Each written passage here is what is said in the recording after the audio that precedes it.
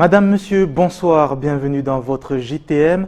L'information ce mardi, ou plutôt l'interrogation concerne la corruption. Est-elle entrée dans les mœurs de la politique locale? Après Ibrahim Bouanaheri, c'est désormais à Daniel Zaidani d'être sous l'œil du cyclone. Le conseiller départemental de Pamandzi est soupçonné de détournement de fonds publics lorsqu'il était à la tête de l'ancien conseil général. Le point dans cette édition avec Pierre Bellucci. Et puis l'invité de la rédaction ce soir, c'est Hamdi Louahidou Soumaïla, secrétaire départemental du Parti Les Républicains. Nous reviendrons sur les prochaines échéances électorales, tant au niveau national qu'au niveau local cette année, et la manière dont son parti aborde les défis à venir au niveau départemental. Merci de nous accueillir chez vous. Voici les titres. Bichara Bouari-Payette a décidé de parler. Profondément choquée et inquiète face à la corruption qui gangrène de nombreuses institutions du département, elle a décidé de secouer le panier de crabes afin que la vérité éclate et que les choses changent. En cette période électorale, les langues se délient tandis que les mises en examen se multiplient. Explication. Comme chaque année, les journées portes ouvertes dans les lycées permettent à des centaines de collégiens de découvrir les formations de leur choix. Ce matin, le lycée polyvalent de Chirongui a ouvert ses portes à près de 300 élèves venus pour se confronter à leur avenir. Reportage au cours de cette édition. Rejetée par certains, capitale pour d'autres, la fête des amoureux ne laisse quoi qu'il en soit personne indifférent. En ce 14 février, nous sommes partis à la rencontre d'un fleuriste afin de savoir si la Saint-Valentin entre dans les mœurs à Mayotte. Et le moins que l'on puisse dire, c'est que les roses et autres pétunias devraient garnir les vases de nombreux foyers.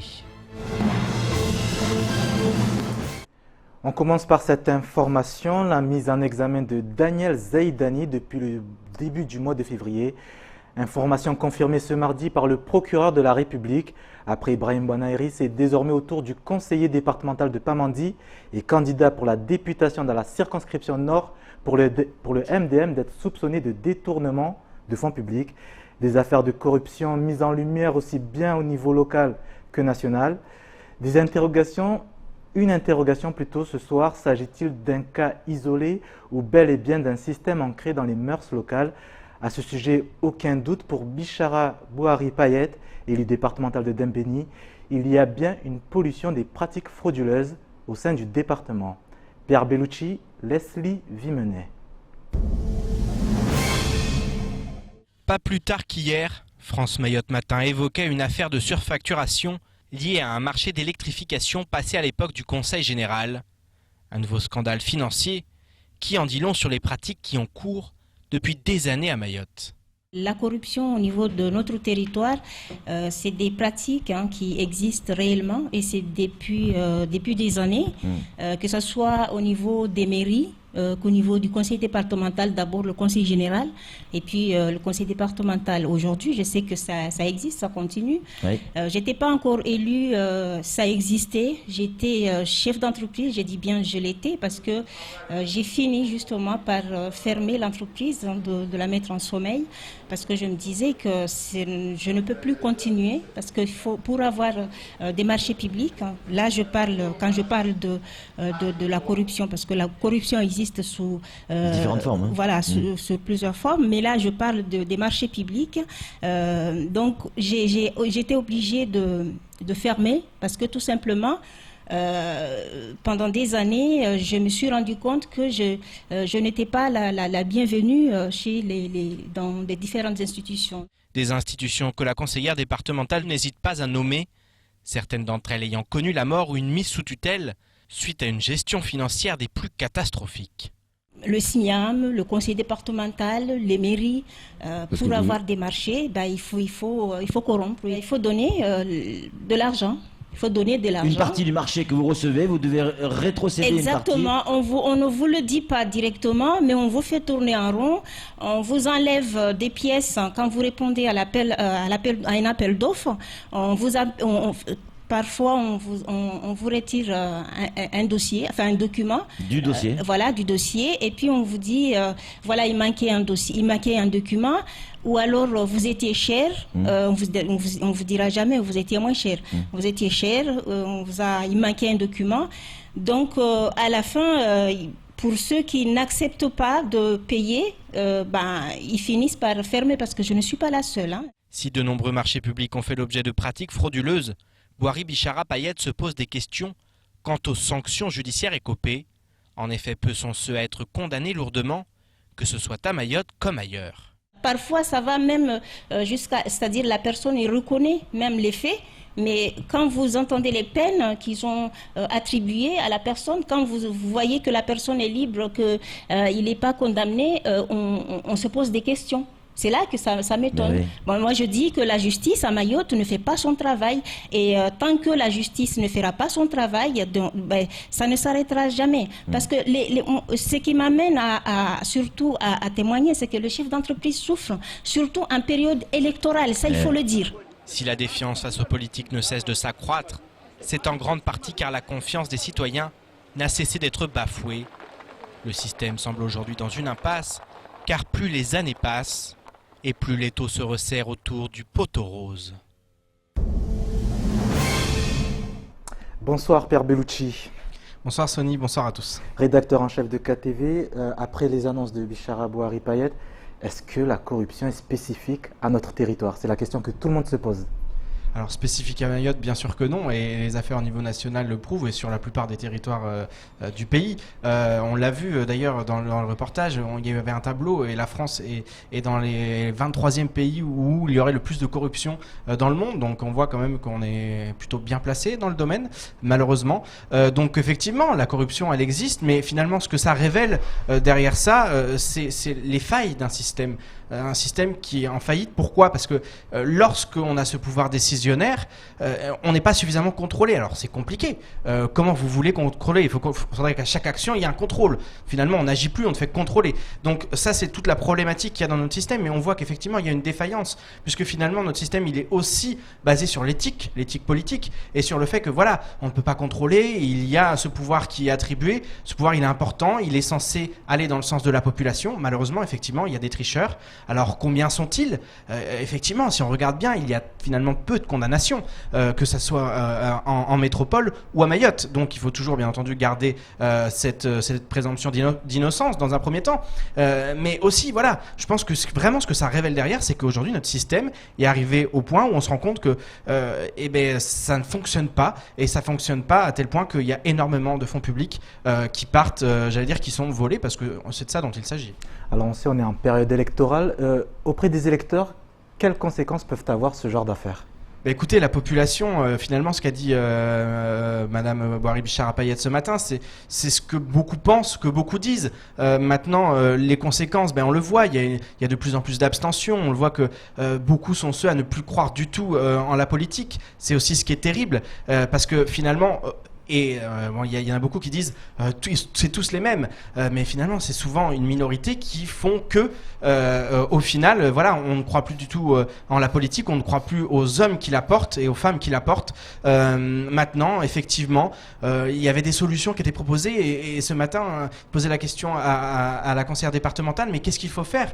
Alors ce qu'il faut faire, c'est lorsqu'il y a corruption, lorsqu'il y a soupçon, il y a un article notamment dans les administrations, dans les institutions, l'article 42 qui permet de dénoncer, et il faut le faire parce qu'il s'agit de l'argent public, de l'argent de tout le monde, et lorsqu'effectivement il y a le moindre doute, il faut absolument qu'il y ait cette délation, parce que en l'occurrence la délation, lorsqu'elle rentre dans ce cadre, c'est une délation pour le bien de tous. Alors un dernier mot sur la politique, avec cette mise en examen de Daniel Zaidani, confirmée aujourd'hui par le procureur de la République.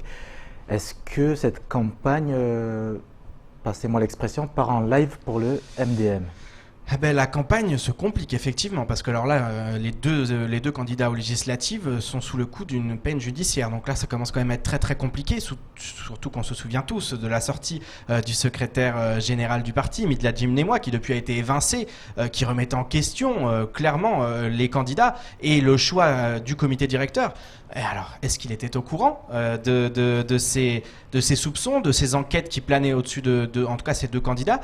On ne sait pas, en tout cas ce qu'il y a de sûr c'est qu'effectivement ça se complique sérieusement, surtout que nous avons reçu récemment Daniel Zaïdani, nous lui avons posé la question sur ses gardes à vue, il a répondu que ce n'était pas le cas, or effectivement on savait depuis quelque temps quand même que c'était un peu compliqué pour lui, et sa mise en examen remonte quand même début février, donc ça fait de ça maintenant 2 semaines.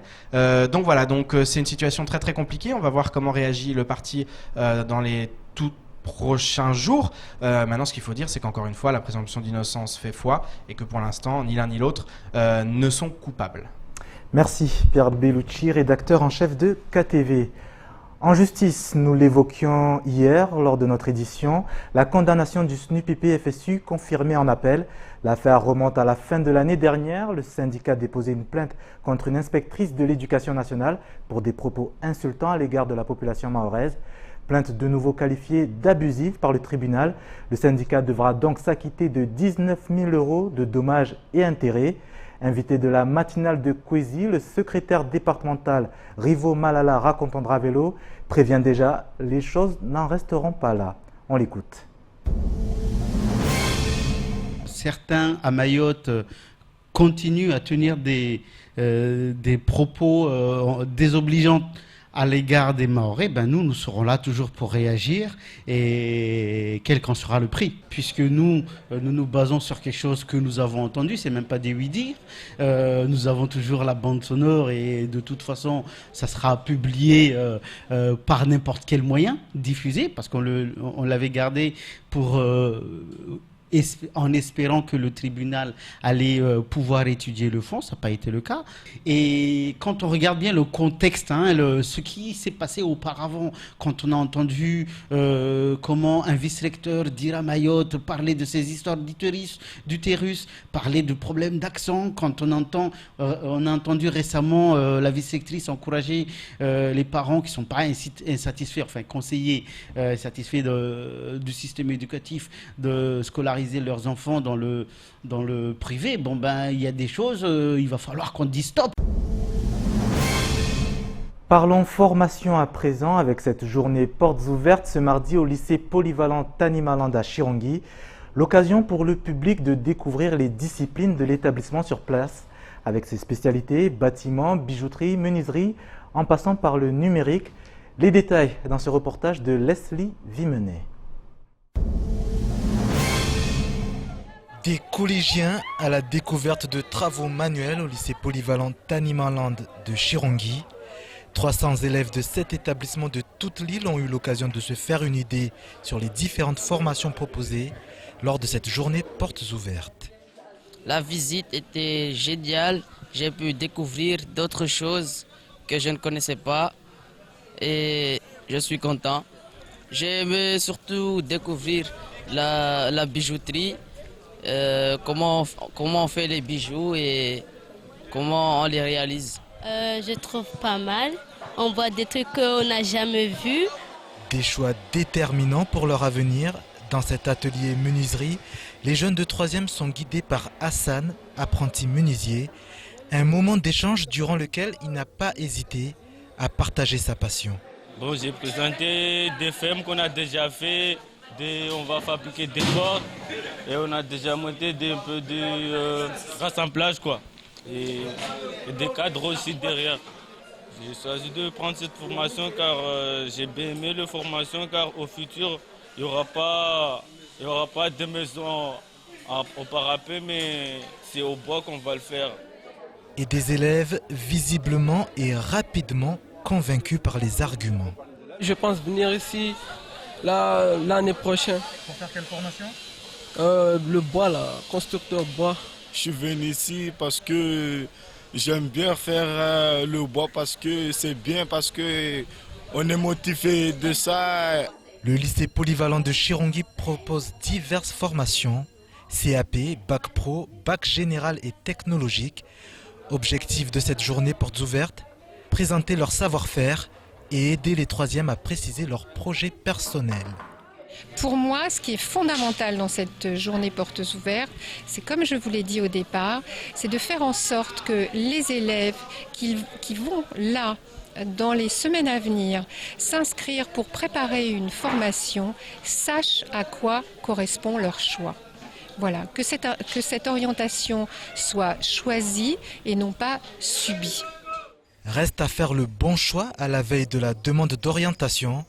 Cette année, le lycée polyvalent de Chirongi compte près de 480 élèves inscrits. Merci d'être avec nous. À suivre dans votre journal, un jour à ne surtout pas oublier, particulièrement pour les hommes, c'est celui de la Saint-Valentin. La chasse aux cadeaux est lancée pour faire plaisir à sa bien-aimée. Nous nous sommes rendus chez un fleuriste à suivre au cours de ce journal. Mais avant cela, état des lieux du reste de l'actualité mahoraise, en bref, avec Pierre Bellucci et Leslie Vimenet. Hier matin, un acte de vandalisme des plus choquants a été constaté dans le cimetière de Pamandzi, sur le carré des légionnaires morts à Mayotte. Dans la nuit de dimanche à lundi, une plaque a été rayée, tandis qu'une partie des lettres Légion Patria Nostra ont été arrachées du monument. De quoi scandaliser au plus haut point, à l'image de ce message lancé sur les réseaux sociaux, je cite « La mémoire de ceux qui ont donné leur vie pour la France n'a pas à être profanée mais honorée. Cette mémoire reste intacte quoi qu'il arrive. Cette profanation est-elle dirigée contre nos anciens, contre le devoir de mémoire que nous leur devons, contre la France ?» Les questions sont posées et appellent une réaction des autorités. En effet, ce genre d'acte profanatoire devrait somme toute vraisemblance faire l'objet d'une enquête afin de retrouver les coupables et de comprendre leur véritable motivation. Le candidat du parti Les Républicains François Fillon, investi pour les présidentielles 2017, vient de passer 3 jours sur l'île Bourbon. Un seul meeting était organisé durant cette visite et le candidat dans la tourmente a évoqué le cas du 101e département en ces termes, je cite « Sur l'île voisine de Mayotte, l'immigration clandestine est une menace. L'acquisition de la nationalité française à Mayotte et en Guyane doit être subordonnée à la régularité du séjour des parents. Un enfant né à Mayotte ou en Guyane de parents en situation irrégulière ne pourra plus devenir automatiquement français à sa majorité. S'il est élu président de la République, le candidat du parti Les Républicains souhaite donc revoir le droit du sol à Mayotte. Pour le reste, les électeurs du 101e département devront attendre d'autres occasions pour en savoir plus sur les ambitions de François Fillon pour Mayotte. La semaine dernière, la tempête tropicale Carlos a touché le département voisin de La Réunion. Mayotte a quant à elle été épargnée, du moins en partie puisque des pluies provenant de nuages créés par le phénomène sont tout de même tombées sur l'île aux Lagons. Une nouvelle perturbation tropicale vient d'ailleurs de faire son apparition au sud de Mayotte dans le canal du Mozambique. Pour l'heure, elle n'inquiète pas le 101e département, même si le phénomène devrait s'intensifier dans les jours à venir et appelle donc à la vigilance. Au même titre que Carlos la semaine passée, il reste ainsi à espérer que cette perturbation entraîne des pluies afin de remplir les retenues collinaires. En effet, Drongo Mayotte qui filme le ciel de l'île nous donne un aperçu de la retenue de Dzomonier photographiée en octobre 2016 et cette même retenue photographiée hier. Et le moins que l'on puisse dire, c'est que les clichés n'appellent pas à l'optimisme. Place à l'invité de la rédaction. Ce soir, je reçois Hamdi Louaïdou Soumaïla, secrétaire départemental des Républicains à Mayotte. Bonsoir. Bonsoir, bonsoir à tous. Merci d'avoir accepté notre invitation. Alors, les échéances arrivent à grands pas. Comment, du côté de votre parti, vous préparez justement ces élections? Alors, nous abordons ces élections avec beaucoup d'énergie, beaucoup de détermination, mais surtout avec beaucoup d'espoir. Parce que vous n'êtes pas sans savoir que les Mahorais, de manière générale, les Français sont extrêmement déçus de ces 5 dernières années. Donc oui, nous avons beaucoup d'espoir, nous reposons beaucoup d'espoir, en tout cas les Mahorais reposent beaucoup d'espoir sur la candidature de François Fillon. Alors François Fillon, justement, en visite à La Réunion la semaine dernière, enfin, il a terminé son séjour ce lundi dernier, il a évoqué le droit du sol pour Mayotte. Votre sentiment? Au-delà de ça, je pense que le plus important aujourd'hui, c'est qu'il y ait de la sécurité sur le territoire. Pour ce qui est de l'immigration, je pense que le message que, d'une façon générale, les candidats, notamment la diplomatie française, doit passer, c'est surtout au niveau des dirigeants comoriens. Il faut à un moment donné qu'on puisse dire les choses. Les dirigeants comoriens ne peuvent pas faire fi de ce qui se passe, notamment sur le lagon, qui est leurs concitoyens viennent tous les jours mourir entre le Mayotte et Anjouan. Ce n'est pas acceptable. Donc à partir de là, je pense qu'il va falloir changer les choses. Et d'ailleurs, c'est ce que j'ai entendu dans le discours de François Fillon qui dit qu'il faut que les responsables politiques comoriens prennent leurs responsabilités. Ils ne peuvent pas laisser, alors qu'ils ont beaucoup de moyens, notamment de nos impôts, des impôts des Mahorais, des impôts des Français de manière générale, beaucoup d'aides financières qui viennent de l'Europe. Ça veut dire que aussi c'est nous, les citoyens français, qui cotisons pour aider les Comores. Nous ne comprenons pas pourquoi aujourd'hui les responsables comoriens laissent leurs concitoyens dans la misère. C'est ce message-là qu'il va falloir que les responsables comoriens comprennent à travers François Fillon. Alors François Fillon, on le disait, à La Réunion, à 2 heures d'avion de Mayotte, il a fini par annuler sa visite, son voyage dans le 5e département. Comment les Mahorais doivent le prendre au vu de la situation actuelle? Je suis très heureux de l'engouement que finalement... Mais ça démontre quoi? Que les Mahorais attendent beaucoup de François Fillon, beaucoup d'espoir. Et moi je dis à travers vous, à l'ensemble des Mahorais qui nous regardent ce soir, moi je préfère, parce que nous sommes allés voir François Fillon du 24 au 28 quand il y avait les primaires. Une délégation d'élus est allée voir les 7 candidats. En l'occurrence, nous avons vu François Fillon.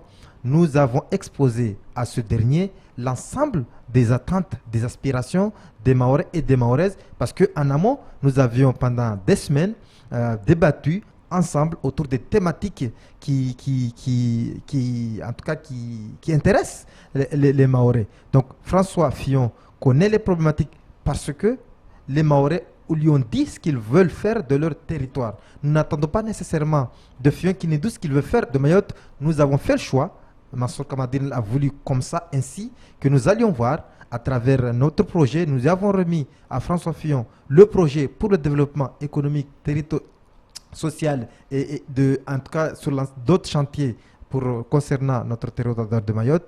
Oui, même s'il n'est pas venu.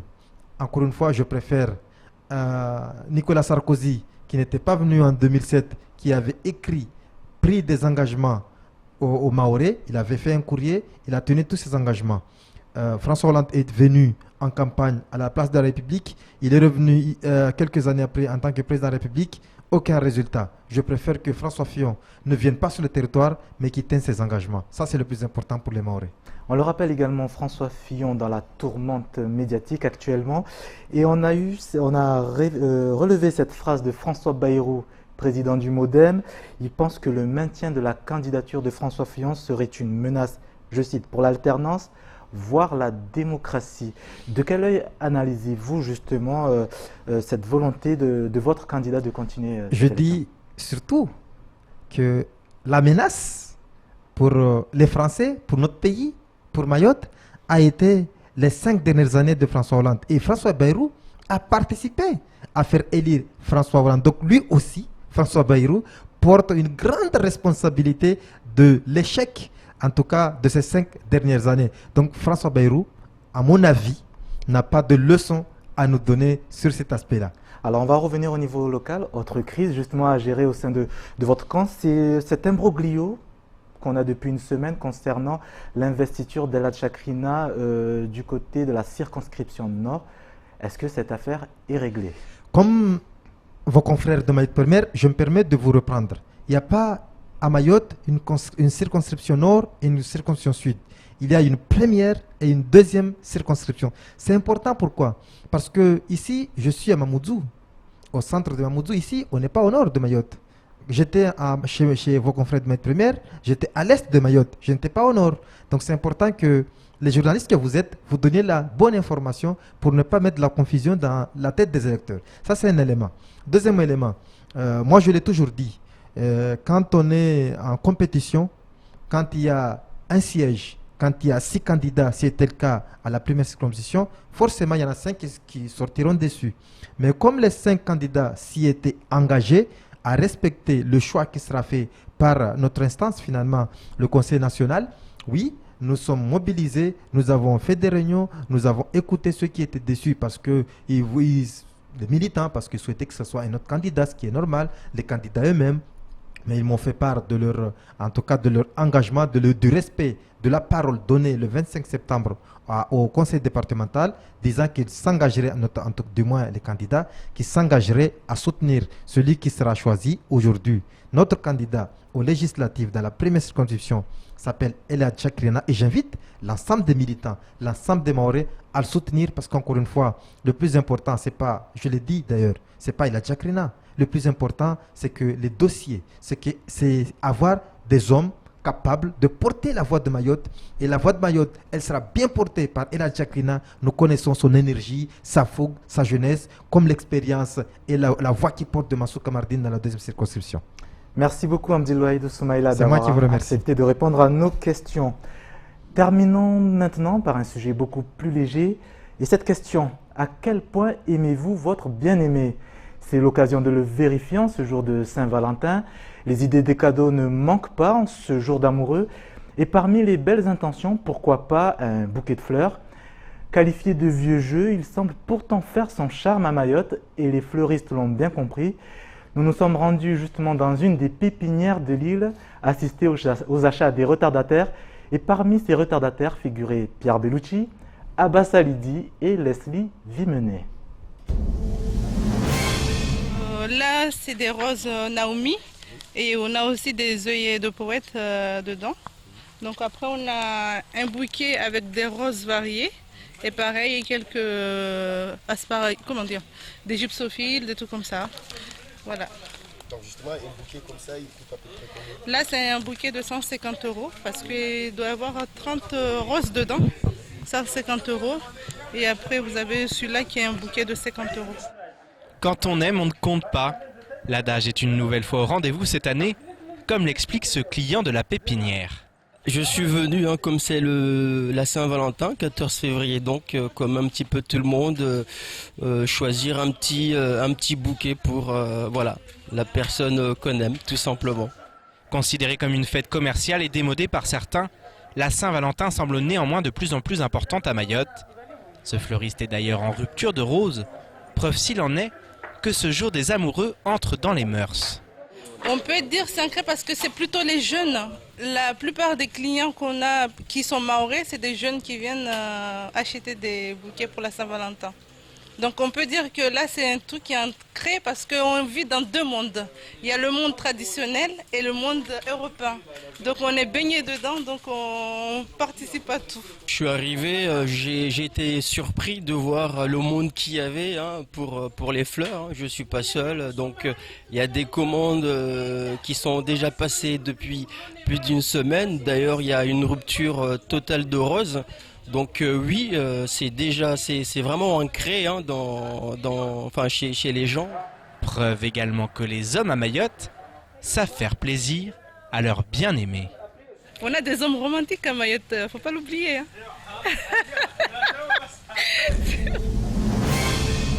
Bonne Saint-Valentin à tous les couples. Fin de ce journal, merci de l'avoir suivi. Dans un instant, les rediffusions des temps de parole de ce mardi. Bichara Abouari Payet, élu départemental de Dembéni, et Rivo Malala Rakotondravelo, secrétaire départemental du SNUPP FSU, était l'invité de la matinale. Demain 6h, pour l'information, retrouvez justement le trio de la matinale, juste après le journal radio de Pierre Bellucci. Je vous donne rendez-vous à 19h pour un nouveau chapitre de votre actualité. Excellente soirée à tous sur KTV.